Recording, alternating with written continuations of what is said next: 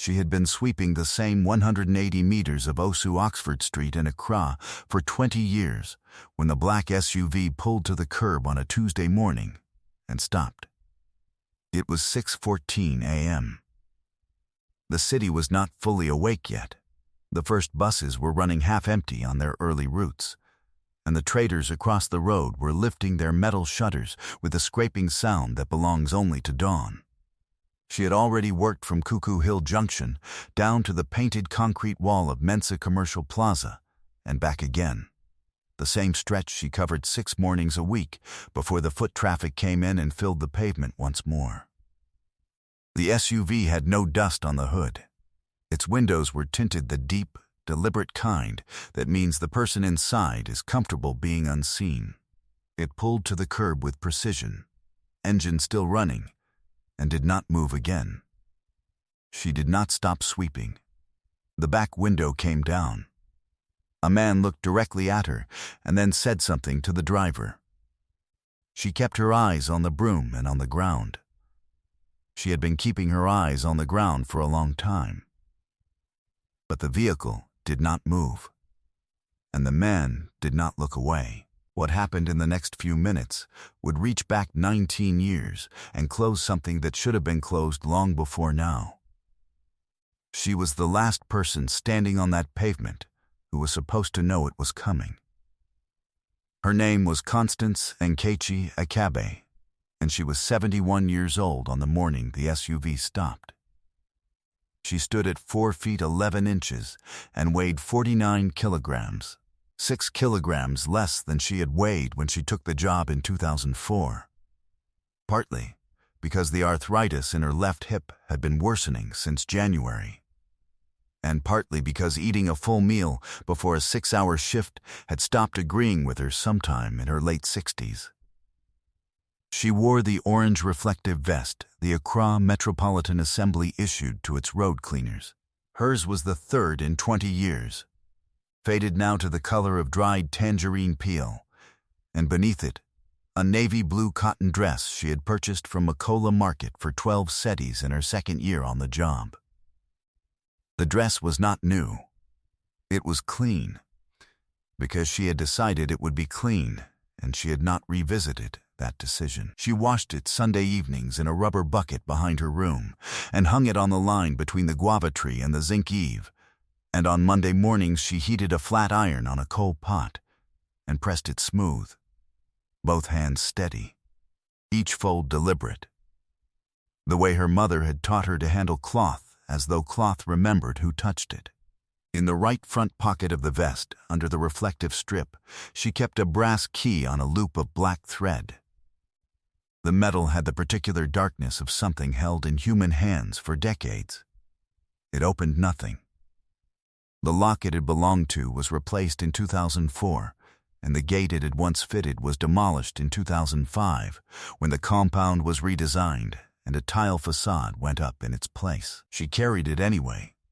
She had been carrying it on the morning everything changed, and in 20 years she had not found a reason to put it down. The compound had belonged to her husband. Thomas Akabe purchased 2 plots on this street in 1989 for 4.2 million cedis and spent 6 years building on them steadily, the way he did everything. Without hurry, without announcing his plans to anyone, piece by piece. He was an electrician by trade and a builder by nature, a man who understood how things were supposed to fit. When he died of a pulmonary embolism in November 2003, at the age of 58, he left Constance the compound, a 1995 Toyota Corolla with a cracked dashboard, 2,007 million cedis in savings, and a cardboard box he kept in the back of the wardrobe. The box held the documents that mattered: purchase receipts, a surveyor's plan, the original Lands Commission title bearing the official stamp and the reference numbers for plots 14A and 14B, and a lease agreement, yellowed but unbroken. 3 months after the funeral, a lawyer she had never met arrived at the compound with a man she knew by face and by reputation as Chief Mensa, who ran a row of shops on the eastern end of the street and drove a car that never seemed to have any dust on it. The lawyer produced a document stating that Thomas had pledged the land as collateral for a business loan in 2001, and that the pledge had matured, and that title now transferred to Chief Mensah's business entity. Constance told them Thomas had taken no business loan in 2001 or any other year. She told them she had the original Lands Commission title in a cardboard box in the wardrobe. The lawyer explained that a title document alone could not invalidate a registered collateral agreement. Chief Mensah said nothing at all. He looked at the compound wall, then at the street, and left with the lawyer. Over the following year, she spoke to 4 different attorneys. None would take the case without a retainer she did not have. In 2005, Mensah Commercial Plaza went up on the site. 3 stories of tile facade with green lettering above the gate. By that October, Constance Achebe had taken a job with the Accra Metropolitan Assembly road cleaning detail and been assigned, without ceremony, to sweep the pavement in front of it. Her supervisor was a man named Asiedo, compact, clipboard carrying, a man whose small jurisdiction was the only jurisdiction he would ever have. He arrived each morning at 6:47 and walked his inspection round with the clipboard pressed flat against his chest, pausing at intervals to write in the margins with a ballpoint pen he kept behind his ear. That Tuesday, he found Constance still near the plaza wall instead of already at the junction end, and he stopped. "You are slow this morning." She said nothing. He looked at the broom, not at her face. "I have had 2 complaints this month from the East Side shopkeepers. They say debris from your section blows into their frontage. I've written a note. A 3rd complaint, and there is a formal process. 2 shopkeepers had been standing inside their open doorways, within earshot. One turned back toward the interior of his shop. The other straightened a display of batteries on a shelf near the entrance and did not look up. Constance looked at Asiedu the way she looked at everything on this street, steadily, without expression. "There will not be a 3rd complaint," she said. Asiedu added a note to his clipboard and continued his round. He had written similar notes before. There had never been a formal process. But the notes kept coming, the way small assertions of power keep coming toward someone who has nowhere to push back against them. She was back at the junction end when the door of the SUV opened and the man stepped out. He appeared to be in his early 40s, with a white shirt, no tie, sleeves rolled once at the wrist. His face had the particular quality of someone who had prepared for what they were about to say and then decided, at the last moment, to say it plainly. He was holding a small photograph and he looked at her with the steadiness of a person who had arrived somewhere specific.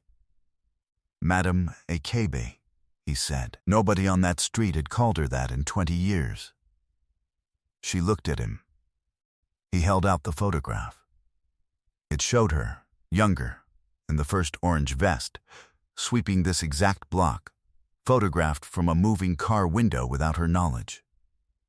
"My father kept this in his desk drawer for 19 years, the man said. He drove past you every time he came to inspect the plaza. When he died in February, I found this photograph with a letter he dictated in his last week. 4 pages. His name was Chief Mensah. Mine is Emmanuel Mensah. I am a land law attorney. I have been looking for you since 2019. At the groundnut station on the corner, Mama Nana had taken up her position on the low wooden stool, the way she did every morning since 1999. She was small and broad-shouldered, with close-cropped gray hair and hands that looked as though they had not stopped working in 40 years. She smelt faintly of groundnut oil and the particular smoky sweetness of a coal fire from the evening before. She was arranging her portions in neat rows with the patience of someone who understood that streets carry memory the same way people carry names, and she was watching everything without pretending otherwise. Constance set the photograph face down against her palm. "Come," she said. She picked up her broom and walked to Abina's stall. Abina's tea counter had been under its zinc awning at the junction corner since before the compound came down, and it smelled always of evaporated milk and the faint metal warmth of tin mugs on a charcoal burner. She had Constance's order ready before she sat. Single, no sugar, the small pour of evaporated milk that left a ring on the surface. Emmanuel placed a 20 CD note on the counter and said nothing further about it. Outside, the morning traffic was thickening on the road. A trotro released a wave of office workers who disappeared immediately into the city. He told her his father had died at Corlebu Teaching Hospital on the 14th of February, 9 months into a deterioration that had begun the previous June with the kidneys. In the final 7 days, there was a window of clarity, and he had dictated a letter across 3 separate sittings, stopping each time and beginning again, each session adding things he had forgotten. Emmanuel had transcribed it himself, sitting at the bedside with a notepad and listening to a voice that moved in and out of the present tense. When it was finished, the letter was 4 pages long, and it named Constance Nkechi Ekebe 41 times. It described the forged collateral document prepared by a lawyer whose practice had been struck off the roll in 2011. It described the registry officer who had been paid and who had since retired to Kumasi. It named the limited liability company formed in 2004, with Chief Mensah's brother registered as co-director and Chief Mensah himself the undisclosed beneficial owner, that it held the title to Mensah Commercial Plaza for 2 decades. The brother had died in 2019. Chief Mensah had died in February. Emmanuel was the sole executor. The company was in dissolution. Constance set the mug down. The evaporated milk had left its small white ring. "The company is in dissolution," she said. "Yes, so the asset disposal is court-supervised. There are creditors with claims on the same property." Emmanuel went very still. "You know land law." "I was a bookkeeper for 11 years at a textile trading firm in Tama. The firm carried 4 property assets and 2 pending land disputes. I learned what I needed to learn." She looked at him directly. "Which means a confession alone is not sufficient. To defeat the creditor claims at dissolution, you need the original title instrument. Without it, the fraudulent transfer becomes a contested transaction rather than a proven one, and contested transactions at dissolution go to creditor priority." He placed both hands flat on the table. "The confession exists. The Lands Commission has a partial archive copy, damaged, not certifiable as primary evidence. If we file with only those documents, the creditors take precedence, and your right to challenge the transfer is extinguished." He paused. "The dissolution claim window opened on the 1st of March. As of this morning, we have 63 days remaining." The charcoal burner ticked behind the counter. A school bus groaned past on the road outside, loaded and slow. 63 days from today, and without the original document that Thomas had placed in a cardboard box, and that a lawyer had dismissed as insufficient while standing in the compound that was already being taken. She reached into her left pocket and placed a small brown notebook on the table between them. The cover had been shaped by years in the pocket, worn soft and smooth, curved to fit. She opened it near the middle and turned it toward him. The handwriting was precise, compressed into even columns, dates in the left margin, observations to the right. Vehicle registration numbers that had appeared at the plaza gate on evenings when businesses were closed. The name of the lawyer she had recognized entering the management office in April of 2009, 2 years before his practice was struck. The date in 2007 when construction work had been done on the building's roof without a visible permit notice posted, and the name on the site supervisor's vest, and the name of the company printed on the cement mixer. "I kept this from the first year of the job," she said. "I kept it because it felt like the right thing to keep. I did not know what it would do." If you can feel where this is going, subscribe now, because what happens next is something Chief Mensah spent 19 years trying to make impossible. Mama Nana set her plastic bag on the edge of the table. She had come to the stall the way she always came to things, without announcing it, simply present when you looked up. She sat across from Emmanuel Mensah and studied his face with the unhurried attention of someone who has been practicing patience for a very long time. "You have your father's forehead," she said, "but not his eyes." She reached into the bag and removed something wrapped in green cloth. The cloth was old, folded many times into a tight square, softened by time. She placed it on the table and unwrapped it with both hands, slowly, with the care of someone returning a thing that was borrowed under solemn conditions. Inside was a photocopy of a Lands Commission title document. Thomas Akebe's name, the official stamp. The reference numbers for plots 14A and 14B, Osu Oxford Street, Accra. 3 weeks before he died, Mama Nana said, "Thomas came to my stall before the city was awake. He told me, 'Mama Nana, I feel something coming, and I want this to be somewhere safe.' He said, 'If anything happens to me, hold this until Constance needs it.' He told me I would know when the time came." She looked at Constance.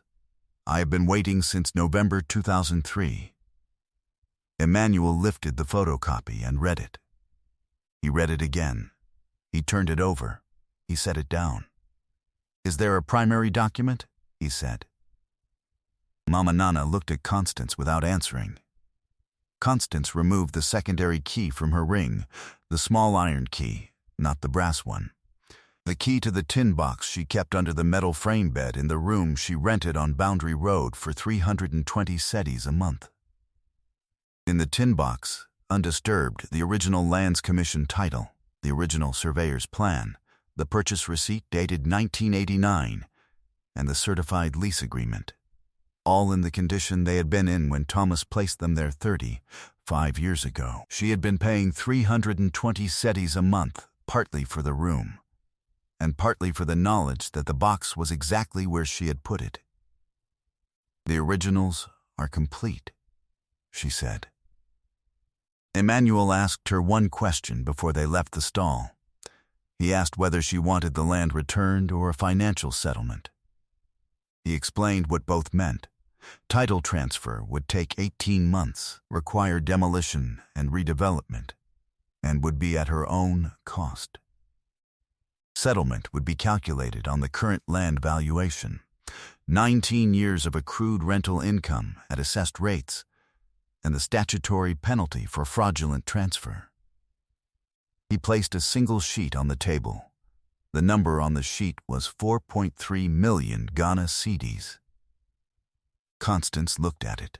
She pressed the brass key against her palm through the fabric of the pocket. She pressed it once, the way she pressed it every morning when she passed the gate. "Thomas is not here," she said. "I am 71 years old. I do not want to build again." Emmanuel nodded once. "Give me 2 weeks," he said. The court confirmation came 2 days later. On a Thursday morning at 10:17 a.m., a white saloon car bearing the Accra High Court Sheriff's insignia stopped on Osu Oxford Street. 2 officers in formal dress carried a sealed envelope into the management office of Mensah Commercial Plaza. The notice confirmed that title to plots 14A and 14B had been wrongfully transferred from the estate of Thomas Akebe in 2004, and that a settlement of 3 million cedis plus 185,000 cedis in legal costs had been approved and was payable to Constance Nkechi Akebe. Asiedu was completing his 10:15 round when the officers walked past him into the building. He stopped at the entrance. He turned and looked down the block. Constance was at the junction end, broom moving in the same rhythm it moved every morning. He opened his mouth. He looked at the officers. He pressed his clipboard flat against his chest and closed his mouth and continued his round without adding a note. Emmanuel called at 6:31 the following Tuesday morning. She answered on the second ring. He said the first payment transfer had cleared. She said she had already checked. He said there were supplementary documents, she said. Tomorrow. She was finishing her block. She finished the block. 3 weeks after the settlement cleared, Constance Nkechi Akebe tendered her resignation from the Accra Metropolitan Assembly road cleaning detail. She gave 12 days' notice and worked every one of them. On her last morning, Mama Nana arrived at Abena's stall before the sun had cleared the roof lines on the east side of the street and ordered wakey with shito, 2 pieces of fried plantain and 2 hard-boiled eggs, and placed the plate on the table with the same care she had used with the green cloth. Constance ate every bite. She left 50 cedis on the counter. She walked the full length of the block from the mango tree to the junction and back one last time. At Asiedu's office, she folded the orange vest with both hands, slowly, each edge aligned, as though the material were precious. She placed it on his desk. She nodded once. She walked out. She kept the brass key. Chief Mensah thought he left Constance Akebe with a broom and a pavement. He drove past her in a clean car for 19 years and assumed the story had been settled. But she had the cardboard box. She had the tin box. She had the notebook, and she had every Tuesday morning for 20 years. Every time she pressed a brass key against her palm, in front of a gate that was still, in every way that actually mattered. Hers. Not because she was waiting for something to arrive, but because she had decided that being still present was the same as not having accepted the verdict. There are people the world sweeps aside and assumes it is finished with. And there are people who, when swept aside, become extraordinarily precise. They write down every date. They record every registration number. They keep every document, not because they know what the document will do, but because they understand that what is true does not stop being true simply because the wrong person is currently holding the title.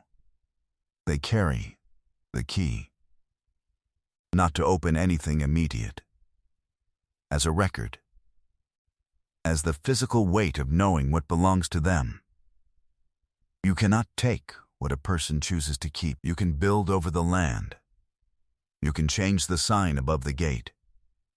You can drive past someone for 19 years in a car with tinted windows and tell yourself they are not worth stopping for.